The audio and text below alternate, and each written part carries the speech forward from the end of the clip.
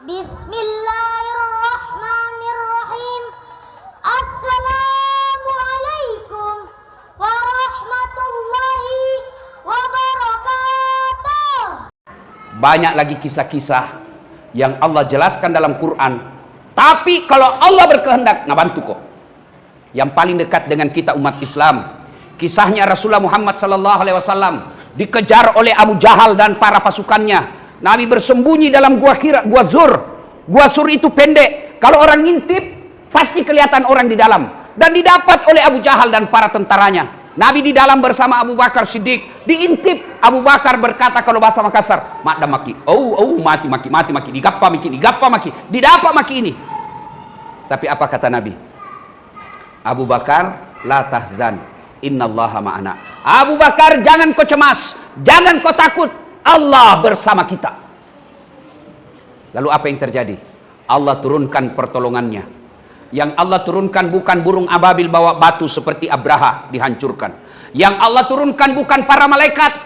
Yang Allah turunkan bukan air seperti menghancurkannya Fir'aun. Apa yang Allah turunkan? Allah cuma turunkan laba-laba. Tahu ki laba-laba, Ibu?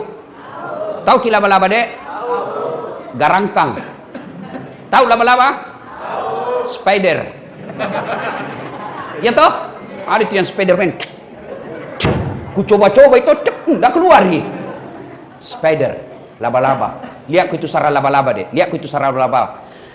Kau ambil pulpenmu, simpan di atas sarang laba-laba, pasti robek itu sarang laba-laba. Tapi apa yang terjadi? Sarang laba-laba yang robek, yang rapuh itu, yang hanya bisa ditumpangi oleh laba-laba saja, bisa mengalahkan tentara khususnya Abu Jahal. Apa Nabi bilang Abu Jahal? Tidak mungkin ada manusia di dalam. Kalau ada manusia di dalam, pasti robek ini sarang laba-laba. Kan logikanya begitu. Akal sehat bilang begitu. Kalau ada manusia, pasti robek ini sarang laba-laba. Begitu ngintip lagi, wih, terbang burung merpati. Nabi bilang Abu Jahal, tidak mungkin ada. Kalau ada manusia, ini tadi pasti tidak ada di dalam. Padahal Abu Jahal, Abu Bakar, mati didapat. Akhirnya mereka tinggalkan. Kalau Allah yang mau, tolong kok kecil lunas hutang. Kecil itu pitana suci. Kecil itu sembuh dari penyakitmu. Yang penting dekati Allah. Kalau Allah sudah dekat sama kamu, kecil nak kasih kau ini dunia. Adik-adik, siapa yang punya ini dunia? Siapa? Allah. Berarti tidak mungkin kau punya di dunia kalau yang punya dunia kau jauhi. Pak, saya misalnya ada mobil, saya yang punya. Ini punya, saya punya mobil. Bertetangga ki, ada masalah tak soal mobil. Datang Ustadz, pinjam dulu mobil tak. Saya kasih pinjam ki kalau baik ki sama saya. Toh? Selalu ki datang bawa kangak pisang goreng. Pagi-pagi pergi ngopi kita bayarkan nggak? Jangan ketawa serius kak ini. Toh? Sakit kak datang ki jenguk kak. Begitu kita bilang Ustaz pinjam ke nggak mobil? Pasti saya bilang pakai maki. Ini pembeli bensin. Pakai nih. Kenapa? Baku baik ki. Tapi sebaliknya, Bapak tidak pernah baik sama saya. Tidak ku kenal. Tidak pernah ki ketemu. Tidak pernah saya tahu kita. Assalamualaikum Ustaz. Waalaikumsalam, pinjam saya mobil lu. Siapa kira-kira ku telepon? Kapolsek. Jaka lagi pak kepala talang ini. Jaka lagi coba. Nah, begitu juga dunia ini. Yang punya Allah tidak mungkin nak kasih kau dunia kalau jauh kau dari Allah. Allah didekati bukan dengan berpikir. Allah didekati bukan dengan bertasawuf. Allah didekati dengan beramal baik, ibadah namanya. Dan ibadah sedekat-dekat Allah, kata Allah, sedekat-dekat aku dengan hambaku ketika dia sujud. Itu paling dekat. Jadi kalau ada orang bilang yang penting hatimu baik, yang penting hatimu bagus, mana kau tidak sambayang. Biasa itu anak muda bilang begitu toh. Cocoki. Setuju anak kene. Kan dia juga tidak sambayang. Kalau ada orang bilang yang penting hatimu baik, mana tidak sambayang kau? Siapa nabimu? Adakah kalah baik sifatnya Nabi Muhammad? Adakah kalah baik ibadahnya Nabi? Adakah kalah baik bersih hatinya Nabi? Tapi beliau tetap sholat. Ada lagi yang bilang begini, Ustaz, nggak bisa pas sambayang saya Ustaz. Kenapa? Masih suka ke botoro. Botoro tom mako, tenatong ko sambayang 2-0. Puna sambayang ko botoro satu sama. Seri, imbangi. Mana kau suka PSM main satu sama 2-0? Di WT PSM 2-0 dengan satu sama. Mana kau suka? Kalau saya 0-2. Ndak botoro sambayang poeng. Itu mi. Pak. Bu. Pak. Bu. Banyak itu gambar caleg kita lihat. Boy, saya pusingan lihat ibu. Ndak ada mi pohon di Makassar ndak dipaku. Saya tanya itu kenapa kau pasang baleho? Nah bilang supaya terkenal ki. Kenake? Tidak balehoku. Terkenal. Cocoki. Coki-coki. Nasinya coki-coki. Cocoki. Iya. Banyak orang pasang baleho, orang bilang siapa ini? Baru hati-hati saya kuliah baleho. Hati-hati. Kenapa? Banyak kuliah caleg dan gamara na baleho na. Wow, mulus. Cantik. Sekali nak ketemu ki, bah.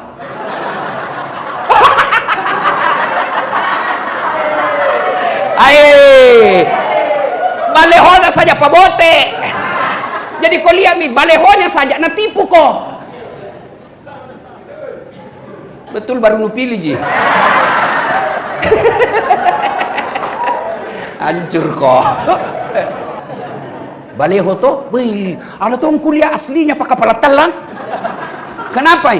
Itu nanu potongan to dibawa ke kepalana. Dibawa ke kepalana, baru udah bilang apa? Siap jungkir balik untuk rakyat.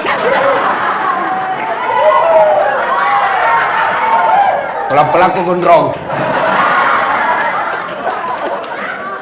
Dik, maka hati-hati, ya. Perbaiki saja solatmu. Kecil buat Allah kasih kok. Kecil.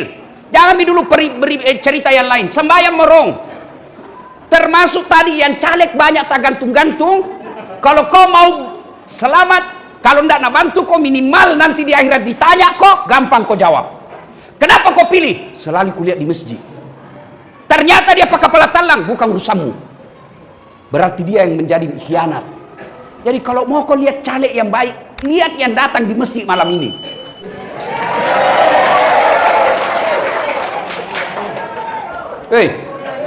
Begitu juga calon presiden.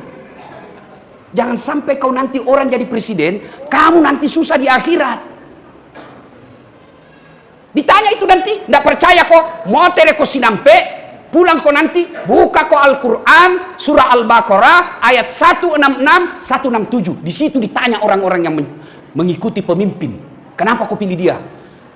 Waktu dia sudah gelisah, di neraka ini ceritanya, di batap pasami, bikin cari itu pemimpinnya yang sudah coblos.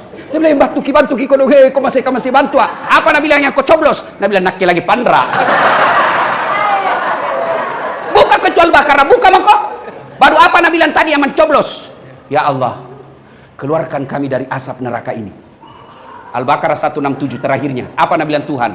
Tidak mungkin saya keluarkan kau dalam api neraka. Artinya gara-gara kau coblos karena uang 300.000, abadi kau dalam neraka. Tenani pasumuk kau. Hati-hati Pak, ini sangat penting. Jangan lagi kita di Indonesia selalu dibilang jangan bawa-bawa politik dalam hidupmu. Tidak boleh. Kita orang Islam harus paham politik. Kalau kau tidak paham politik, nah politiki kau orang. Kita berpolitik bukan memilih pemimpin orang baik, tapi paling tidak kita berupaya menghalangi orang jahat jadi pemimpin. Itu saja kau lakukan. Soal kau sudah coblos dan kau yakin orang baik, tawakal ilallah. Ternyata dia tipu kita. Dia berkhianat, bukan urusan tak. Ya? Pak. Bu. Ada punya anak gadis? Ada? Mau menikah? Mama yang mau? Pak, dengar. Kalau mau calon mantu yang baik, lihat sholatnya meskipun pekerjaannya tidak hebat. Lihat sholatnya meskipun dia status sosialnya tidak kaya. Kalau dia baik sholatnya, tidak nak kasih susah kok. Tapi kalau dia kaya tidak pernah sholat, nah hitung terus hartamu bagaimana dia bisa ambil. Banyak itu yang kita lihat toh. Akhirnya apa? Anak mantunya habis uangnya, mertuanya. Gara-gara apa? Tidak sholat itu menantunya. Mau apa? Daripada dia jelek, tidak sembayang, tidak ada sikolana, lebih baik gagah, baik sholatnya, banyak kerjanya. Itu yang paling bagus. Ya. Hei, dengarku ini anak muda. Kalau mau kau dapat istri yang baik, dek, perbaiki saja sholatmu. Jangan kau ganggu orang. Jangan mau kau pacaran. Pacaran syar'i.